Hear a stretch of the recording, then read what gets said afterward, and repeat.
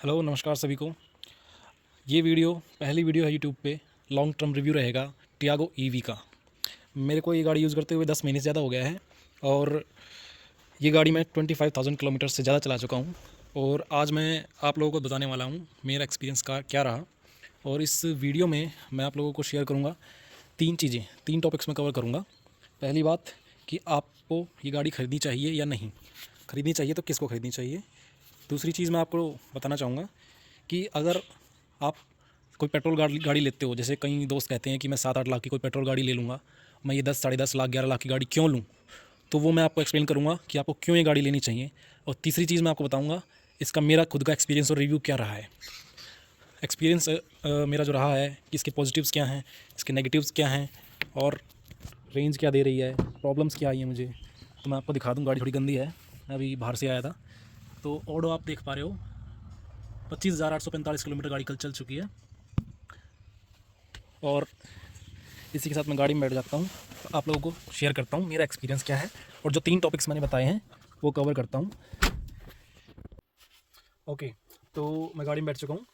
मेरे पास मेरा टैब है जिसमें मैंने सारी चीज़ें लिख रखी है। और मैं आपको आज टियागो ईवी के बारे में आपका माइंड ये क्लियर कर दूँगा कि आपको ये गाड़ी लेनी है या नहीं लेनी है। आज आप ये डिसीजन लेके जाओगे इस वीडियो से। और जितना भी मैं एक्सपीरियंस रहा है, मैं आपको जितना उसके ऑनेस्टली सब कुछ शेयर करने की कोशिश करूँगा। और सबसे पहली बात कि ये गाड़ी खरीदनी किनको चाहिए, हु शुड बाय।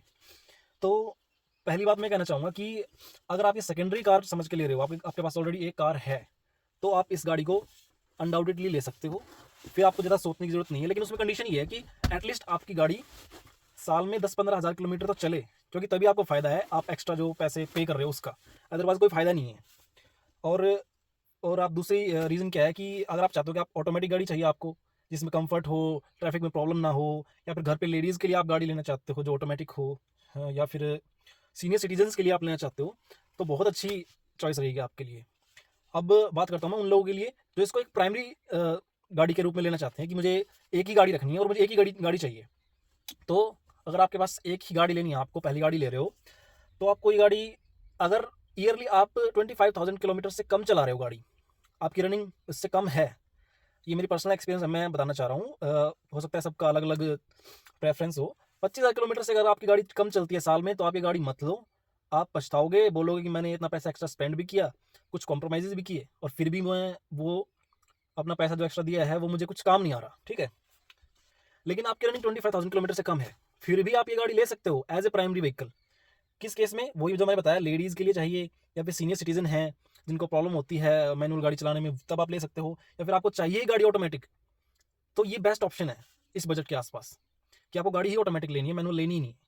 क्योंकि जो पेट्रोल डीजल गाड़ियाँ होती हैं उनमें अलग अलग ऑटोमेटिक सिस्टम होते हैं, डीएसजी, सीवीटी, ऐसा कुछ होते हैं। तो उनसे लाख बेटर है ये ईवी में जो ऑटोमेटिक होता है, क्योंकि इसमें गियर्स वगैरह कुछ अटकने का या फिर कभी कुछ प्रॉब्लम आ जाए तो ऐसा कुछ होता नहीं है। या फिर आप एक इन्वायरमेंट लवर हो तो आप ये गाड़ी ले कंसिडर कर सकते हो। या फिर आप क्यूरियस हो कि आपको कुछ नई टेक्नोलॉजी चलानी है, आप पेट्रोल डीजल गाड़ियों से ऊब चुके हैं, यार सीएनजी बहुत चला रही है लेकिन मुझे कुछ नया चलाना है, तब आप ये गाड़ी ले सकते हो कि भाई मेरे को ईवी लेनी है, मैं कुछ नया एक्सपीरियंस करना चाह रहा हूँ, कुछ नई टेक्नोलॉजी। तो उसके लिए आप ले सकते हो। अब कुछ भाई कहते हैं कि अरे भाई मैं तो यार 7 लाख रुपए की बेस मॉडल कोई भी पेट्रोल गाड़ी ले लूंगा और मेरे से तो 3-4 लाख का पेट्रोल ही ना फूके। तो भाई अगर आपका 3-4 लाख का पेट्रोल ही नहीं फूक पा रहे हो आप पूरे गाड़ी की लाइफ में, फिर तो आप वही लो, क्योंकि आपकी रनिंग उतनी नहीं है। लेकिन फिर भी ये गाड़ी बेटर क्यों है एक 7 लाख रुपए की बेस मॉडल पेट्रोल गाड़ी के मुकाबले, ये जो 10-11 लाख की गाड़ी है, ये बेटर क्यों है, ये मैं आपको एक्सप्लेन कर देता हूँ। सबसे पहली बात, ये ऑटोमेटिक गाड़ी है, आप कंपेयर ही नहीं कर सकते उस बेस मॉडल गाड़ी से इसको, क्योंकि वो ऑटोमेटिक नहीं होती, वो मैनुअल है, उसमें वो कंफर्ट नहीं है। दूसरी बात, उस बेस मॉडल गाड़ी जो आप लोगे पेट्रोल गाड़ी, उसमें आपको टच स्क्रीन, इंफोटेनमेंट सिस्टम और 4 स्पीकर, 2 ट्यूटर्स वगैरह ये सब चीज़ें नहीं मिलती, वो आपको फिर भी फिट करानी पड़ेंगे, आपका खर्चा वहाँ पे बढ़ गया। आपको कार कनेक्टेड फीचर्स नहीं मिलेंगे, जिसमें GPS tracking, remote AC control हो जाता है, लॉक अनलॉक हो जाती है गाड़ी, आपकी ट्रैवल हिस्ट्रीज आपको दिखती हैं, लाइव ट्रैकिंग आप कर सकते हो गाड़ी की, आपकी ट्रिप की मॉनिटरिंग कर सकते हो, वो चीज़ें तो नहीं मिलेंगी उस गाड़ी में। थर्ड, ITPMS जो इस गाड़ी में है, वो इस तरह से है कि जो टायर प्रेशर मॉनिटरिंग सिस्टम है इस गाड़ी में, वो आपको एक्जैक्टली शो नहीं करता कितना टायर प्रेशर है, लेकिन अगर किसी एक टायर का प्रेशर लो चला जाता है तो वार्निंग आ जाती है। वो बहुत हेल्पफुल है। हेल्पफुल क्यों है कि कई बार मैंने देखा है, जैसे मैं पहले सीएनजी पेट्रोल गाड़ी चलाता था, तो टायर प्रेशर कम हो गया है और मैं फिर भी गाड़ी चलाए जा रहा हूँ, तो उससे क्या है कि टायर की लाइफ घटती है। और उस पर टायर की लाइफ पर नेगेटिव इफेक्ट पड़ता है। तो इसमें ITPMS है, वो आपको किसी पेट्रोल गाड़ी में नहीं मिल रहा। साइलेंट ड्राइव है, स्मूथ ड्राइविंग है, कोई पोल्यूशन नहीं करेगी गाड़ी उसके मुकाबले, इसका परफॉर्मेंस अच्छा है, पिकअप जो लेती है ना गाड़ी, उसमें आपको एक अलग ही फीलिंग आएगी कि हाँ यार क्या गाड़ी चला रहा हूँ मैं, ठीक है। इसकी जो बैटरी है और मोटर है IP67 रेटेड है, तो जैसे बारिश वगैरह में कहीं पानी वानी भरा हुआ है तो आपको डरने की जरूरत नहीं है, आप इजीली निकल जाओगे। पेट्रोल डीजल गाड़ी में आपको सोचना पड़ता है कहीं पे घुसने से पहले, हालांकि मैं रिकमेंड नहीं कर रहा हूँ ऐसा करें सभी, लेकिन ये मच सेफर है उससे, क्योंकि मैं भी ऑलरेडी दिल्ली में मतलब बारिश के टाइम पर ड्राइव कर चुका हूँ, कभी मुझे कोई प्रॉब्लम नहीं आई, कुछ नहीं हुआ, कभी मुझे सोचना नहीं पड़ा किसी रोड पे घुसने से पहले कि यार यहाँ पे पानी भरा हुआ है या फिर ऐसा कुछ हो जाएगा, ऐसा कुछ नहीं हुआ। और कुछ छोटे मोटे फीचर्स हैं जो बेस मॉडल किसी पेट्रोल CNG गाड़ी में 7-7.5 लाख वाली मिलेंगी नहीं, इसमें कुछ है एक्स्ट्रा चीज़ें, वो हर एक चीज़ तो मैं नहीं बता पाऊंगा आपको, लंबी हो जाएगी वीडियो। उसके अलावा अगर आप CNG गाड़ी कंसिडर कर रहे हो तो आपको बूट स्पेस नहीं मिलेगा, आपकी परफॉर्मेंस डाउन हो जाएगी, और CNG हर जगह अवेलेबल नहीं है, लाइनों में लगना पड़ता है आजकल, तो पता लग रहा है CNG भरवानी है उसमें खड़े हैं लाइन में आधे घंटे से, हर जगह अवेलेबल भी नहीं है, ढूंढते रहो मैप में, अरे यार यहाँ पे CNG मिलेगी या नहीं मिलेगी। चार्जिंग स्टेशन लगभग हर जगह अवेलेबल है जहाँ आप घूमना जाना चाहते हो। अब बात आ जाती है कि इस गाड़ी को लेकर मेरा रिव्यू क्या है, इसके पॉजिटिव्स क्या हैं, नेगेटिव्स क्या हैं, रेंज कितना दे रही है, और चौथी बात प्रॉब्लम्स मुझे आज तक क्या क्या फेस हुई हैं इस गाड़ी के अंदर। तो सबसे पहले मैं पॉजिटिव्स की बात करूंगा। एक तो पॉल्यूशन कुछ नहीं है, एनवायरनमेंट फ्रेंडली गाड़ी है, और आपके पैसे बचाती है, इकोनॉमिकल है। इकोनॉमिकल किस तरीके से है मैं आपको बताता हूँ। पेट्रोल गाड़ी कोई भी आप चला रहे हो 7-8 रुपये पर किलोमीटर वो कॉस्ट निकाल रही है, और CNG भी 4 रुपये किलोमीटर से कम चलती नहीं है, ये गाड़ी मेरी 75 पैसा किलोमीटर चलती है। तो फर्स्ट पॉइंट तो ये हो गया, इसकी मेंटेनेंस लो है, और फ्यूल प्राइसेस जैसे इंक्रीज़ हो रहे हैं, बहुत रैंडम इंक्रीज़ होते हैं, साल में 10-10 बार भी इंक्रीज़ हो जाएँ, लेकिन इलेक्ट्रिसिटी चार्जेस जो हैं इतनी जल्दी रिवाइज़ नहीं होते। और आप सोलर वगैरह इंस्टॉल कर लो तो फिर तो आपका फ्री है सब कुछ। और आपको जैसे फ्यूल फिलिंग फ्रॉड वगैरह में एक वो जो है ना, बंदे को जब पेट्रोल गाड़ी चला रहा है फिर डीजल गाड़ी चला रहा है, तो कई बार लोगों को होता है यार नहीं इस पेट्रोल पंप से नहीं भरवाऊंगा, इन्होंने फ्रॉड कर देते हैं, 1000 रुपये का पेट्रोल बोलता हूँ तो उतना भरते नहीं है, ये वो एक वो भी बंदे को थोड़ा रहता है, पेट्रोल CNG वाले बंदे को, सॉरी पेट्रोल डीजल गाड़ी वाले बंदे को, कि यार ये फ्रॉड करते हैं ऐसे वैसे। तो वो भी टेंशन नहीं है इस गाड़ी के साथ। आपको PUC सर्टिफिकेट नहीं बनाना कभी भी, उसकी भी टेंशन खत्म है आपकी। दिल्ली में तो आजकल ऑनलाइन घर बैठे चालान कट रहे हैं लोगों के, कि PUC सर्टिफिकेट नहीं है। और छोटी मोटी चीज़ें और भी हैं, कहीं कहीं स्टेट्स में तो टोल ही फ्री कर रखा है, स्टेट टोल की बात कर रहा हूँ मैं, स्टेट रोड्स पे, नेशनल हाईवेज वगैरह पे तो नहीं है, लेकिन स्टेट टोल कहीं स्टेट में फ्री हो रखा है। और उसके अलावा जैसे आप कहीं लॉन्ग ट्रिप पे जा रहे हो तो होटल्स वगैरह फ्री चार्जिंग दे देते हैं आपको, कि सर आप चार्ज कर लीजिए, हमको चार्ज ही नहीं लेंगे। तो ये भी एक बेनिफिट है, आप किसी रिलेटिव के घर जा रहे हो, या फिर आप कुछ लोग तो ऑफिस वगैरह में फ्री चार्ज कर लेते हैं। और दूसरे उसके बाद जो पॉजिटिव पॉइंट है इसका, ऑटोमेटिक सबसे बड़ा प्लस पॉइंट। और जैसे सीनियर सिटीजन्स के लिए बहुत बड़ा ईजी रहेगा, अगर आपके फादर हैं एज्ड हैं लेकिन वो ड्राइव करते हैं अभी भी, या फिर आप उनको हर जगह लेके नहीं जा सकते, उनको खुद की गाड़ी चाहिए, उनके लिए बहुत अच्छा है। या जो दिव्यांगजन है हमारे, डिसेबल्ड पर्सन है, मान लीजिए किसी की एक लेग काम करती है एक नहीं करती है, ऐसे कुछ केस है, तो उनके लिए गाड़ी बड़ी अच्छी रहेगी, क्योंकि सिंगल लेग से ही चलाते हैं हम इसको, इसके लिए दूसरी टांग का तो इस्तेमाल ही नहीं होता, तो उनके लिए भी यूज़फुल हो सकती है काफ़ी। कार कनेक्टेड फीचर्स जो है मैंने ऑलरेडी बता ही दिए, वो बड़ा अच्छा रहता है। और प्लस पॉइंट इसका एक जो ITPMS मैं बता चुका हूँ बड़ा अच्छा रहता है। रीजनरेटिव ब्रेकिंग, आप अगर हिल्स में ट्रैवल कर रहे हो तो ढलान पे गाड़ी वापस चार्ज हो जाती है। मेरे साथ हुआ था, मैं मसूरी ट्रिप पे गया था, तो हम धनौल्टी से चले, 80% कुछ बैटरी थी, और मैं जब वहाँ पे पहुँचा टिगरी डैम, तो गाड़ी 95% से बहुत चार्ज हो चुकी है, मतलब इतने लंबे ट्रैवल में बैटरी कम नहीं हुई, बढ़ गई। तो ये एक बहुत बड़ा पॉजिटिव है इसका। और परफॉर्मेंस तो है ही पॉजिटिव पॉइंट, स्पोर्ट्स मोड लगाते गाड़ी इतना अच्छा पिकअप देती है ना कि मतलब बड़ा अच्छा फील होता है, बहुत ज़्यादा अच्छा फील होता है। और उसके बाद अगर मैं बात करूं कि मैंने अब तक इसमें प्रॉब्लम्स क्या फेस की हैं, प्रॉब्लम्स मेरे साथ एक बार हुआ था, जो एरर आ जाता है कई बार गाड़ी में, अगर आपका चार्जिंग पैटर्न ठीक नहीं है तो गाड़ी में एरर आ जाता है, जिसको HV क्रिटिकल एरर बोलते हैं। सिंपल लैंग्वेज में बोलूँ तो एक तरीके से गाड़ी हैंग हो जाती है। लेकिन वो मैंने जैसे ही उसको गाड़ी को रोका, ऑफ किया, ऑन किया, वो चला गया, और उसके बाद आज तक वो दोबारा एरर कभी आया नहीं मेरे साथ, सिंगल टाइम ऐसा हुआ था। और दूसरा मेरे साथ दूसरा जो प्रॉब्लम कभी फेस की है, वो एक बार ऐसा हुआ था कि मौसम ख़राब था, तो हमें घूमने जाना था, तो जहाँ चार्जिंग के लिए मैं रुका वहाँ पे पावर कट चल रहा था, तो गाड़ी में चार्ज नहीं कर पाया। हालांकि मुझे रुकना नहीं पड़ा, मेरी बैटरी इतनी चार्ज थी कि मैं स्लो स्पीड से जा सकता था, और मैं स्लो स्पीड से 60-65 की स्पीड से धीरे धीरे जहाँ मेरे जाना था मैं पहुँच गया था। लेकिन वो एक प्रॉब्लम हुई थी मेरे साथ, अदरवाइज चार्जिंग की भी मुझे ऐसी सच कभी कोई प्रॉब्लम नहीं हुई। इसके अलावा मुझे कोई प्रॉब्लम नहीं हुई गाड़ी में आज तक, कोई इस तरह की दिक्कत, मुझे सर्विस सेंटर कभी जाना नहीं पड़ा, कुछ भी नहीं। और रेंज क्या दे रही है गाड़ी, रेंज अप्रॉक्स 200 किलोमीटर्स जो है ना, वो दे रही है गाड़ी अगर एसी पे चला रहा हूँ तो। और वो मैटर करता है कि कितने परसेंट हैं ये सब चीज़ें, उसके लिए मैं सेपरेट वीडियो बना दूंगा एक, और वो मैं इसी चैनल पे डाल दूंगा, लिंक भी डाल दूंगा उसका। वो आप मेरे ही इसी चैनल पे देख पाओगे कि रेंज किस किस कंडीशन में और क्या रेंज दे रही है गाड़ी। और अब मैं बात करता हूँ नेगेटिव्स की। तो इस गाड़ी के नेगेटिव्स क्या हैं? तो दो तरह के नेगेटिव्स हैं गाड़ी में। एक तो वो जो आपको हमेशा फील होंगे और लगा कि हाँ यार ये तो सच में बड़ा फीचर मिस कर दिया, ये तो होना ही चाहिए था। और दूसरे में नेगेटिव्स हैं जिनको आप इग्नोर कर सकते हो कि हाँ यार चलो कोई नहीं, तो छोटे मोटे हैं। तो पहले मैं मेन जो नेगेटिव्स हैं उनकी बात करता हूँ। सबसे पहले इस गाड़ी का, किसी भी ईवी का नेगेटिव एक रेंज एंग्जाइटी ही होता है कि आपको थोड़ा हमेशा माइंड में रहेगा कि यार वहाँ तक जाना है और वहाँ से वापस आना है, तो फिर कितनी बैटरी मेरी चार्ज है, कितनी करनी है, या फिर लॉन्ग ट्रिप पे जा रहे हो तो चार्जिंग स्टेशन कहाँ कहाँ पे हैं, ये एक थोड़ा माइंड में रहेगा।